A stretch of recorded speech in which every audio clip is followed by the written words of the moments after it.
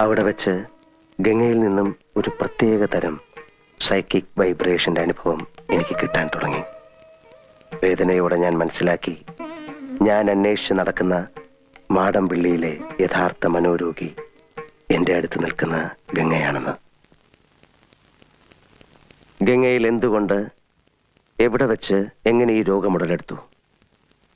ഒരിക്കൽ നീയുമായിട്ടുള്ള വിവാഹാലോചന വരെ എത്തിയ ശ്രീദേവിയുടെ സാന്നിധ്യമാണോ ഗംഗയുടെ രോഗകാരണം? അതറിയാനാണ് അന്ന് ഞാൻ ശ്രീദേവിയും കൂട്ടി അമ്പലത്തിൽ പോകാൻ പറഞ്ഞത്. പക്ഷെ ഗംഗയ്ക്ക് അതൊരു പ്രശ്നമേ അല്ലെന്ന് എനിക്ക് വളരെ വ്യക്തമായി.